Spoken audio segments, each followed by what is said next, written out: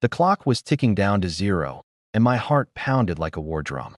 I'd poured my soul into this ranch, decades of sweat, dreams, and family memories etched into every weathered fence post and wildflower patch. But the HOA president, that smug tyrant with his clipboard and iron fist bylaws, slammed a 72-hour eviction notice on my door. Sell it all, or lose everything. I stared at the paper, fury boiling in my veins, the ink blurring through tears of rage. How could they strip away my legacy over some petty rulebook? Little did they know, I had a counterpunch that would shatter their empire overnight. What if revenge tasted sweeter than surrender? Stick around. You won't believe how I turned their nightmare into my triumph. Nestled at the edge of Willow Creek Estates, where the suburbs melted into rolling hills dotted with wild oaks, my ranch house stood like a stubborn relic from a bygone era. It wasn't some cookie-cutter McMansion with its manicured lawns and identical driveways. No, this was a sprawling 2-acre haven I'd inherited from my grandparents back in the 70s.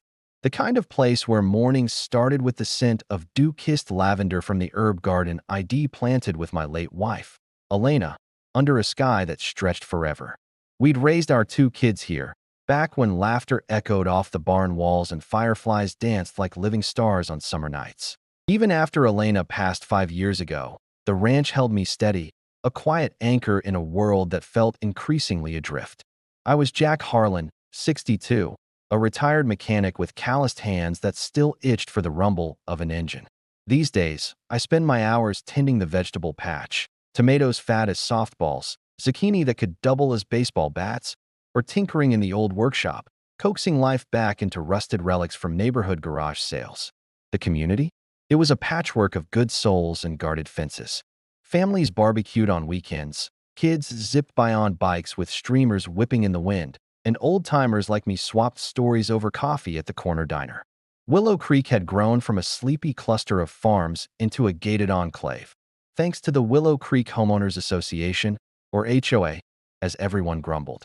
Formed a decade back to preserve property values, it was run by a board of locals who patrolled the streets like self-appointed sheriffs, armed with rulebooks thicker than a phone directory. At the helm was Victor Langford, the HOA president, a slick real estate agent in his late 40s, with a jawline sharp enough to cut glass and eyes that scanned every blade of grass for infractions.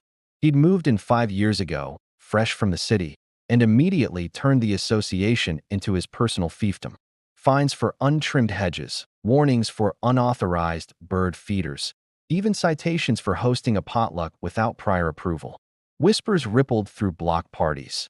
Victor's wife, Melinda, tallied complaints like a scorekeeper, and their son, a sullen teen, drove a gleaming SUV that screamed entitlement.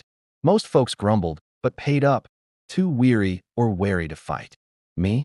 I kept my head down, waved politely at association meetings I skipped, and focused on the simple rhythm of my days. The creak of the porch swing at dusk, the distant low of cows from the adjacent field that the developers hadn't yet devoured. But lately, cracks had spiderwebbed through that fragile peace. Notices piled up in mailboxes, not just for the usual eyesores, but for aesthetic violations that felt plucked from thin air. A widow down the street got dinged for her heirloom rose bushes encroaching on the communal green space. The single dad across the way faced threats over his kid's trampoline, deemed a safety hazard by Victor's tape measure. And me? I'd ignored the polite reminders about my gravel driveway. Functional, low maintenance, a nod to the ranch's rustic roots. Elena had loved its crunch underfoot, a sound like whispered secrets. But Victor's gaze lingered longer during his inspections, his clipboard hovering like a guillotine. I shrugged it off as paranoia, the ache of loneliness sharpening my edges. After all, what harm could come from a little gravel and a lifetime of memories? Little did I know, those stones under my tires were the first pebbles in an avalanche, hurtling toward a collision that would bury reputations and unearth the rot at Willow Creek's heart. As the sun dipped low one crisp autumn evening, casting long shadows over my untamed yard, a certified letter thudded into my mailbox, heavy with the weight of ultimatums yet to come. The certified letter hit my mailbox like a brick through a window, unyielding, shattering the fragile calm I'd clung to since Elena's passing. I ripped it open right there on the porch, the autumn chill nipping at my knuckles, as golden leaves swirled in mocking eddies around my boots. Notice of violation, non-compliant driveway surface. It declared in crisp, black font, courtesy of the Willow Creek HOA. My gravel driveway, that same stretch of crushed stone that had welcomed Elena's heels on our wedding day, crunched under the tires of our kids' first bikes, was now a blight on community aesthetics. They demanded I pave it over with approved asphalt within 30 days, or face escalating fines starting at $500 a week. $1,000 for stones that had weathered storms fiercer than any HOA bylaw? I crumpled the paper, my chest tightening like a seized engine. This wasn't about gravel. It was Victor Langford flexing, testing who he'd break first. I'd seen his type in the shop, the city slickers who rolled in demanding custom chrome on stock frames, blind to the grit that made things last. But Willow Creek wasn't his playground. Still, I swallowed the bile rising in my throat and fired off a polite email to the board. Appreciate the concern, but this driveway's grandfathered in from pre-HOA days. Happy to discuss. Their reply? A form letter, and signed, dismissing my historical claims as irrelevant. No discussion, just a ticking clock. The next morning, as frost etched silver filigrees on my windshield, the harassment revved into gear. I was elbow deep in the herb garden, clipping rosemary that still carried Elena's faint perfume, when Victor's gleaming black Escalade prowled up my drive. He stepped out like he owned the dirt beneath his loafers, clipboard in hand, Melinda peering from the passenger seat like a hawk eyeing roadkill. "Jack," he drawled, voice smooth as oiled gears. "We're just following protocol. That gravel's an eyesore, lowers values for everyone." I straightened, wiping soil from my palms, forcing a nod. "Been here longer than your bylaws, Victor." Elena and I laid it ourselves. His smile didn't reach his eyes. Rules are rules. Pay up or pave up. As they drove off, gravel spitting under their tires like accusations, I felt the first real fracture, a helplessness that clawed at my ribs, whispering that one old man against their machine was a fool's bet. Word spread through Willow Creek like smoke from a backyard burn barrel. By noon, my phone buzzed with texts from neighbors I'd waved to for years. The widow, Mrs. Hargrove, with her rose bushes, thereafter my fence next, said it's non-conforming wood. The single dad, Tom Riley, trampoline warrior, fined me $200 for noise pollution from my boy's laughter. What the hell? At the corner diner that evening, over black coffee that tasted like regret, a cluster of us old-timers huddled in the booth, voices low as conspirators. "Victor's got the board in his pocket," grumbled Earl from down the block. His farm overalls still dusted with hay. "Pushes these aesthetic enhancements to line his real estate pockets. Sells houses faster when everything looks like a showroom." We swapped stories like contraband. The family dinged for solar panels, disrupting visual harmony. The retiree slapped with fees for a compost bin deemed unsanitary. Pettiness weaponized, turning neighbors into snitches, eyes darting over fences like searchlights. But it was the fines that truly ground me down, relentless as a slip timing belt. Week 1, $500 deducted from my checking like a thief in the night. My sleep fractured by visions of Elena's garden withering under an auctioneer's gavel. I scraped together the cash from my pension, hands shaking as I wrote the check, each stroke a surrender. Victor's crew arrived unannounced the following Tuesday, 2 clipboard clones in polo shirts, measuring my driveway with yellow tapes that snapped like judgment. "Partial compliance not accepted," they intoned, slapping on another $750 for willful delay. Partial? I'd emailed photos of heritage paperwork from the county archives, yellowed pages proving the ranch predated their precious covenants by a generation. Ignored. By week 3, the total crested $2,000, a noose tightening around my neck.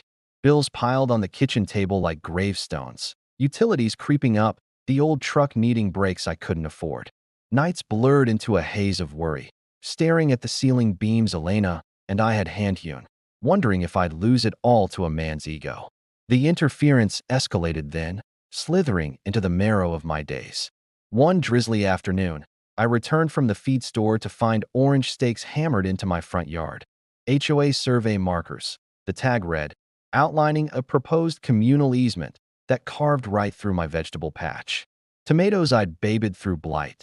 Zucchini Elena swore tasted like summer itself. all staked for sacrifice to some vague green space expansion. My gut twisted, rage bubbling hot as radiator fluid. I yanked them out, splintered with scattering like broken promises, and marched to the next board meeting, the community center's fluorescent hum buzzing like angry hornets. The room reeked of stale donuts and fresh printouts, folding chairs scraping as 24 residents trickled in, faces etched with the same quiet defeat. Victor presided from a dais, Melinda at his side, logging infractions on her tablet. I stood, voice steady despite the tremor in my knees. This easement, it's my land, deeded clear back to 72. You can't just stake claims like prospectors. Murmurs rippled, a few nods from the back. Victor leaned forward, fingers steepled. Community benefit, Jack. Your legacy is holding us back. Property values are stagnant because of holdouts like you. The board chuckled, a brittle sound that echoed my isolation. No vote, no debate, just a motion to table for review, which meant Barry. As I stormed out into the rain-slicked parking lot, Tom's voice caught me. They're untouchable, man. Got a lawyer on retainer who twists words like pretzels. Helplessness morphed into a slow-burning fury those weeks, fueling midnight research on my ancient laptop, screen glow casting shadows like specters. I pored over bylaws buried in legalese, uncovering the rot. Victor's company, Langford Realty, held exclusive listing rights for HOA-approved sales, a cozy kickback for every forced flip. Gray areas gleamed like oil slicks, clauses on historical exemptions, if you could prove undue hardship. But who'd listen to a grieving widower? Fines snowballed to $3,500 by month's end, my savings hemorrhaging, the ranch's equity their unspoken collateral. Neighbors distanced themselves, waves turning to averted eyes, fear of association tainting their own lawns. Even Earl stopped by less, muttering about not poking the bear. Then came the breaking point, a Thursday that dawned gray and gravid with storm clouds mirroring the thunder in my veins. ID ignored the latest notice, a $1,000 lien initiation for my unresolved violations, burying it under seed catalogs like a shameful secret. But Victor didn't ignore. His Escalade idled at the curb as I loaded fence posts into my truck, the engines per a predator's growl. Melinda hopped out first, armed with a manila envelope thicker than my resolve. Final warning, Jack, she trilled, voice honey over venom. Comply, or we escalate to foreclosure proceedings. Your ranch? Community asset now. Foreclosure. The word landed like a gut punch, visions flashing, Elena's laughter fading, our kids' graduation photos curling in some bitter's attic. Victor circled the truck, eyeing my rusted fender. Sell while you can. I've got a buyer lined up, cash offer, sight unseen. Do the smart thing. I gripped the tailgate, knuckles whitening, the world narrowing to his smug grin. Over my dead body, I rasped, voice raw as stripped wire. He laughed, a sound that slithered under my skin. Your call. But liens don't care about sentiment. They peeled away, leaving me in a dust cloud of impotence, chest heaving. That night, as lightning forked the sky and rain hammered the tin roof like accusations, I paced the kitchen, Elena's old recipe box mocking me from the counter. Cards yellowed with her script, dreams reduced to ink. Determination ignited then, a spark in the engine of my despair. I wouldn't pave. I wouldn't sell. But what if the rules they wielded like whips could be turned back on them? What if their empire of bylaws hid fractures deep enough to topple it all? The next dawn broke with a deceptive clarity, sun gilding the stakes-eyed mist, more orange invaders, now flanking my barn, Victor's crew buzzing like flies on carrion. Fines hit $5,000 that week, a digital dagger from the bank, my credit score crumbling like dry rot. Desperation clawed deeper, but so did resolve.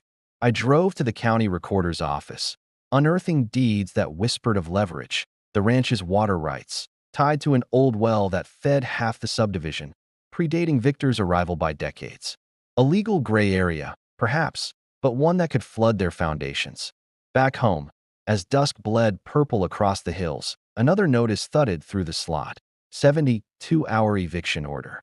Vacate or face sheriff enforcement. Eviction. For gravel and ghosts.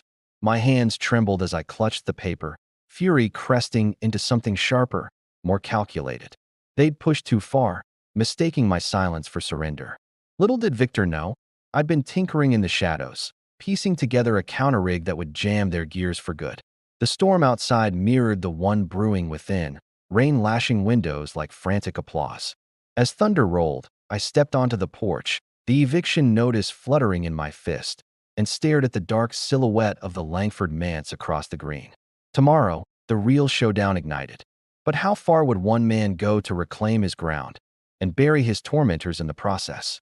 The dawn after the eviction notice felt like the edge of a blade, sharp, unyielding, slicing through the fog that clung to Willow Creek's hills like a shroud. I hadn't slept, my mind a whirlwind of deeds and diagrams spread across the kitchen table, Elena's old lantern casting flickering shadows that danced like vengeful spirits. The 72-hour clock ticked mercilessly in my head. Vacate or be dragged out by the sheriff. My ranch auctioned off to Victor's waiting buyers. Every memory pulverized under fresh asphalt. But in the county records I'd unearthed the day before, buried in faded ink and forgotten clauses, lay my salvation or my detonation. The well on my property wasn't just a relic from Grandpa's drilling days. It was the lifeblood of half the subdivision. Pipes snaked underground from my land to their pristine lawns, a historical easement they'd conveniently overlooked, with a nominal maintenance fee of $100 a month per household, unchanged since the 80s, when Willow Creek was more pasture than palace. I owned the water, and with ownership came power. As the sun clawed its way over the oaks, turning the dew to steam, I suited up in my best flannel, stained but sturdy, a nod to the man Elena had loved, and drove to the community center. The emergency board meeting Victor had called buzzed with anticipation, residents packing the folding chairs like spectators at a gladiator pit. Whispers sliced the air. Harlan's done for. Victor's got the sheriff on speed dial. I slipped in through the back, heart hammering against my ribs, the rolled-up deeds in my jacket pocket heavy as lead shot. Victor stood at the podium, crisp in his tailored suit, Melinda flanking him with her ever-present tablet, their son lounging in the front row scrolling his phone like this was just another conquest. The room hushed as Victor cleared his throat, his voice booming through the cheap microphone. But I wasn't here to listen. I was here to ignite. He launched into his tirade, projecting slides of my blighted driveway, fines tallied like war trophies, $5,000 and climbing. The eviction order flashed in bold red. Jack Harlan's refusal to comply threatens our community's integrity, he proclaimed, eyes sweeping the crowd for nods. Today, we vote to enforce. Sheriff arrives in 48 hours if he doesn't sign the sale papers. Gasps rippled, a few sympathetic glances my way, but most faces hardened with the fear of falling property values. Frustration boiled in my gut hot, and acidic memories flashing. Elena collapsing in that very herb garden, her hand in mine, as the ambulance wailed. Our kids' weddings under the barn's rafters. The quiet mornings where the ranch whispered that I wasn't entirely alone. They'd stripped me bare, these petty tyrants, turning legacy into liability. But anger sharpened into something lethal, a vindictive clarity, cold as the well water they guzzled unknowingly. I rose then, legs steady despite the adrenaline surging like floodwaters. The room tensed, chairs creaking as heads swiveled. Victor's smile faltered, a crack in his polished facade. I approached the podium, uninvited, pulling the deeds from my pocket with deliberate slowness, letting the papers unfurl like a battle flag. No words yet, just the weight of revelation hanging in the air, thick as humidity before a storm. Melinda shifted uneasily, her fingers hovering over the tablet as if to summon reinforcements. I laid the documents flat, my voice cutting through the silence, low but resonant, echoing off the cinderblock walls. But this was my moment, internal fire raging, every fine dollar fueling the blaze. The shocking truth detonated like a buried mine. This ranch doesn't just sit on the edge of Willow Creek. It feeds it. I pointed to the maps, yellowed lines tracing the aquifer from my well to their taps. Grandfathered rights, deeded in perpetuity. Half your homes draw from my source. And that maintenance fee? It's rent. For my water. On my land. Murmurs erupted, confusion twisting faces. Tom Riley's eyes widening in the third row, Mrs. Hargrove clutching her purse like a lifeline. Victor's jaw tightened, but I pressed on, voice rising with the tide of vindication. You find me into the ground, threatened to steal my home over gravel that hurts no one. But here's the bombshell. That easement? Revocable at my discretion if community benefit isn't upheld. And evicting me? That violates every clause. The room ignited, questions firing like buckshot. What does this mean? Our water. Victor slammed his fist on the podium, composure shattering, face flushing crimson as he snatched the deeds. This is preposterous, outdated nonsense. But I wasn't done. The peak crashed over us, emotional waves pummeling every soul present. I revealed the calculations I'd scrawled in the dead of night. Nominal fees adjusted for inflation, compounded by their harassment. Effective immediately, rent triples. $300 per household, per month, overnight. Payable to me, or I shut the valves. Gasps turned to outrage, chairs scraping as residents surged forward, the air electric with betrayal. Victor's empire crumbled in real time, his clipboard clattering to the floor, Melinda's tablet slipping from numb fingers. Their son bolted upright, phone forgotten, eyes darting like a trapped animal. Frustration peaked into raw anger. Then, the crowd turned on their leader, shouts of "you knew," and "our bills will skyrocket." Victor lunged for the microphone, voice cracking. He's bluffing. Legal won't stand. But I held the floor, heart pounding triumphantly, the helplessness of weeks inverting into dominance.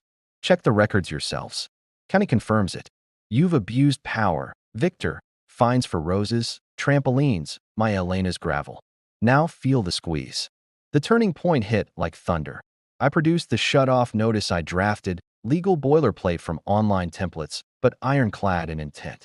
72 hours for you all to pay up, or Willow Creek goes dry. No water for lawns, showers, that sparkling pool at your McMansion. Pandemonium erupted, bodies pressing close, the scent of sweat and desperation thick. Victor's face contorted in humiliated fury, veins bulging as he realized his kickbacks, his control, evaporated in this public arena. Neighbors who'd averted eyes now glared at him, the petty king dethroned before his subjects.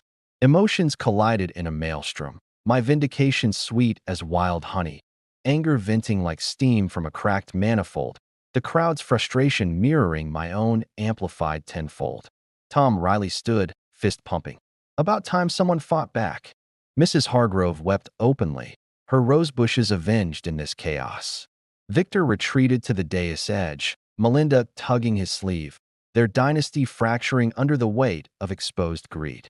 I stood tall, the ranch's spirit surging through me, Elena's memory a warm gust at my back. But the shock deepened. As the meeting dissolved into shouts, Victor's phone buzzed, a text from his realtor contact, visible in the frenzy. Buyers pulling out, water rights issue flagged. His empire wasn't just cracked, it was flooding. The climax crested in that suffocating room, bodies milling, alliances shifting like sand. I stepped back, breath ragged, the deeds reclaimed, triumph pulsing in my veins amid the wreckage. Victor's humiliated glare met mine, a silent vow of retaliation, but the power had flipped, his abuse peaking only to crash against my unyielding shore. As the sheriff arrived, not for me but to quell the near riot, I slipped out into the cooling air, the sun high and merciless. The battle's zenith left scars, but the tide had turned. Yet in victory's shadow lurked the fallout. Would Willow Creek drown in its own pettiness, or rise from the deluge? The chaos of the community center spilled out into the parking lot like a burst dam, residents clustering in heated knots under the midday sun, their voices a cacophony of outrage and revelation. I slipped away amid the frenzy, my truck rumbling to life with a familiar growl that now sounded like victory's anthem. The deeds, clutched in my lap, felt like reclaimed treasure, proof that the ranch's roots ran deeper than Victor's shallow empire.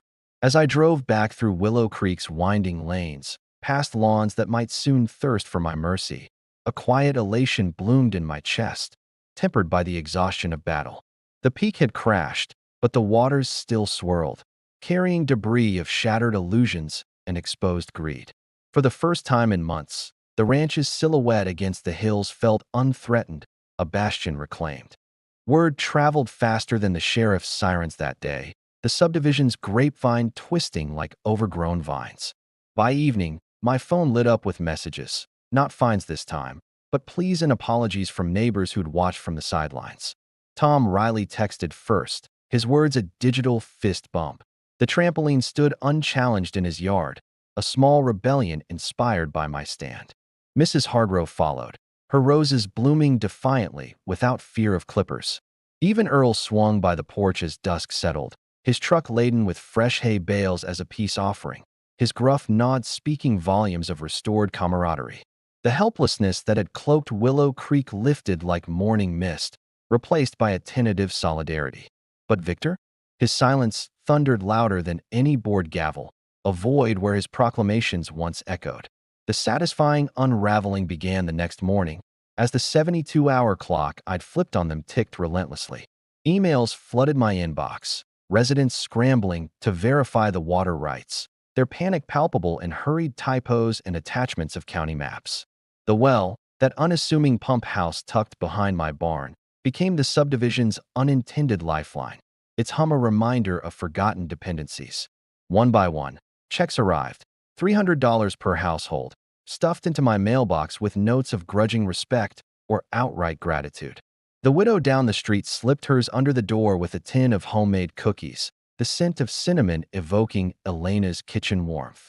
Tom dropped his off personally, his boys wide-eyed, awe at the Rancha Bridge over past divides. By noon, over half the affected homes had paid up, their compliance a domino cascade that eroded Victor's footing. Victor's response, when it came, was a desperate scramble, his polished facade cracking like drought-parched earth. Whispers from the diner revealed he'd called an emergency lawyer huddle, poring over loopholes in a downtown office that reeked of expensive cologne and fading influence. But the deeds held firm, irrefutable, etched in history's ink.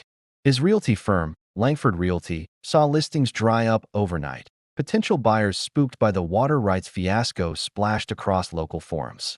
Melinda's social media, once a parade of HOA triumphs, went dark, her curated posts of community barbecues buried under a barrage of comments demanding accountability. Their son, the entitled teen with the SUV, slunk through the neighborhood with headphones clamped on, avoiding eyes that now saw through the family's veneer.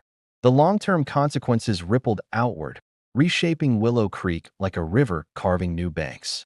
The board dissolved in disgrace within the week, Victor resigning amid a flurry of no-confidence votes and leaked emails exposing his kickback schemes, listings funneled to his firm, fines padded for personal gain. The absurdity of it all hung heavy, a man who de-weaponized bird feeders, and rose bushes now hoist by his own pettiness, his McMansion's pool shimmering and used as neighbors boycotted his driveway gatherings. He sold the house 6 months later, at a loss that stung deeper than any fine, relocating to a city condo where HOAs were faceless corporations, not personal fiefdoms. Melinda followed, her tablet traded for therapy sessions, the family's empire reduced to echoes in empty rooms. For the community, the fallout birthed a fragile renaissance. A new board emerged from the ashes, folks like Tom and Mrs. Hargrove, elected on promises of transparency and common sense. Bylaws were pruned like overgrown hedges. No more fines for aesthetic whims. Trampolines welcomed as long as they didn't launch kids into orbit. Solar panels encouraged for their green glow. The communal easement stakes vanished from my yard, replaced by volunteer hands helping harvest my zucchini, the patch thriving under shared sunlight. Property values, ironically, climbed, not from uniformity, but from the buzz of a neighborhood unbound. Stories of the water war, drawing curious buyers who valued grit over gloss. Willow Creek softened its edges, barbecues turning into potlucks where laughter drowned out old grudges, kids racing bikes over gravel drives without a clipboard in sight. On a personal tide, the ranch breathed anew, its wounds healing under my care. The fines, $5,000 in blood money, were refunded in full, the board's first act of restitution, deposited with an awkward apology letter that I filed away like a trophy. With the tripled rent flowing steadily, I upgraded the well's pump, ensuring the water ran clear and fair, a symbolic olive branch.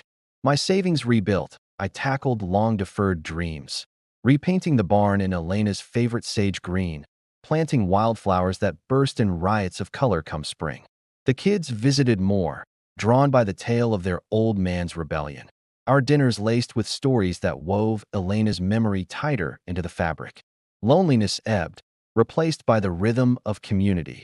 Earl's hay deliveries, Tom's boy learning to tinker in the workshop, the ranch evolving from solitary anchor to shared haven. Yet the emotional undercurrents lingered, a poignant reminder of the fragility beneath the triumph. Frustration scars faded slowly, nights where I'd wake to phantom notices, heart racing until dawn's light chased the shadows. The unfairness of it all, the pettiness that nearly uprooted a lifetime, fueled a quiet advocacy. I spoke at regional meetings, my voice gravel rough but resolute, warning of HOA overreach that turned neighbors into adversaries. Blogs picked up the story, anonymized but resonant, sparking threads of similar tales, a veteran fined for his flagpole, an artist dinged for mural vandalism. Willow Creek became a cautionary beacon, its absurdity highlighting the human cost of unchecked power plays, where bylaws buried souls under bureaucracy. As months stretched into a year, the long-term echoes deepened. Victor's downfall rippled beyond our fences, his realty license under review, whispers of lawsuits from duped clients. Melinda reinvented herself as a life coach, peddling empowerment seminars that skirted her role in the rot. Their son, humbled, traded the SUV for a bike, finding solace in community college courses far from Willow Creek's gaze. For me, the ranch stood eternal, its fences mended, the gravel driveway crunching defiantly under every tire. I sat on the porch swing one golden autumn evening, Elena's herb garden whispering in the breeze, the subdivision's lights twinkling like reconciled stars. The tripled rent had stabilized at a fair adjustment, $150 after negotiations, enough to sustain without strangling, proving leverage could foster equity, not enmity. The powerful takeaway settled like sediment in a calmed stream. In the face of petty tyrants wielding rulebooks like swords, one person's stand can quench a community's thirst for justice. HOAs, meant to unite, too often divide through absurdity and abuse, turning homes into battlegrounds. But roots run deep, and when unearthed, they can topple empires built on sand. What if your own backyard held the key to reclaiming what's rightfully yours? Share in the comments. Have you battled an HOA Goliath, and how did you sling your stone?